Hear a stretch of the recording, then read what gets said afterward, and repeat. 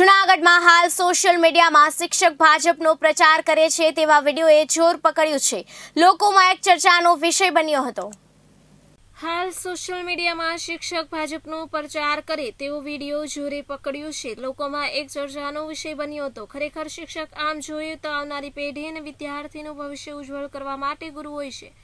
આવનારું બાળક શિક્ષકને ગુરુ માનતો હોય છે. ત્યારે દધીચી દુષી આશ્રમ શાળાના શિક્ષક ભાજપનો પ્રચાર કરતા હોય તેવા સોશિયલ મીડિયામાં વાયરલ થયો હતો. KTV ન્યૂઝ ગુજરાતીની ટીમ બાળકનું ભવિષ્ય બનાવનાર શિક્ષક પાસે સ્થિરતા અને સમજાવવા માટે પહોંચી ત્યારે શિક્ષક દ્વારા સત્ય વિડીયો અને આખો વિડીયો બતાવીને ભાજપ કોંગ્રેસનો ઉલ્લેખ થતો નથી.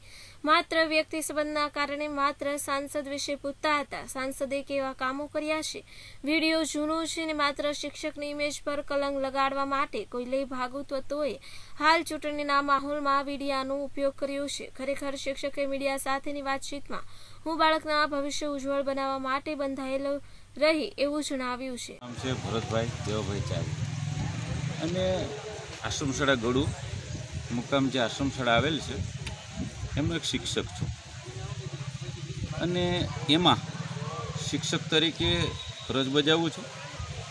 જ્યારે પણ અમને સરકારશ્રી દ્વારા એક એવો અમારી પાસે લખાવી લેવડાવેલ છે કે તમે સરકારી કર્મચારી હોતા નથી, તમે ટ્રસ્ટના કર્મચારી છો.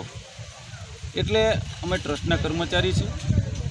બીજું કે હમણાં જે મારો જે વિડીયો વાયરલ થયો છે એ અમે અગાઉના દિવસોમાં જ્યારે પહેલી સાઈડ અમે ભેસાણ સાઈડ નીકળેલા ત્યારે મારા મિત્ર હતા સાથે અને મિત્રના મિત્ર એમને સાથે મળી ત્યારે એવું એક પૂછવાનું વાતાવરણ ઊભું થયું કે ભાઈ સાંસદશ્રી તો છે પણ સાંસદશ્રીએ તમારા આ બાજુના ગામડાઓમાં કોઈ પણ જાતના વિકાસ માટેના કામ કરેલા છે કે નહીં, એવી એક જિજ્ઞાસા અને એ જિજ્ઞાસાને ધ્યાનમાં લઈ અને પૂછવાનું મન થયું.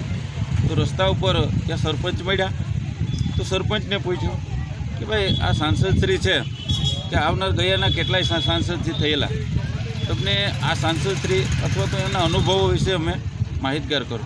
ત્યારે એણે કીધું છે કે અગાઉ એક જસુભાઈ હતા એમણે અમને ગ્રાન્ટ આપેલી હતી અને બીજા રાજેશભાઈ અમને ગ્રાન્ટ આપી છે. આમાં કોઈ ભાજપ અને કોંગ્રેસની વાત આવતી નથી. આમાં ફક્ત આપણે એક ભારતના નાગરિક તરીકે જ્યારે નીકળતા હોય તો ગામનો વિકાસ થયો છે કે શું છે એના વિશે માહિતી પૂછતા હોય છે.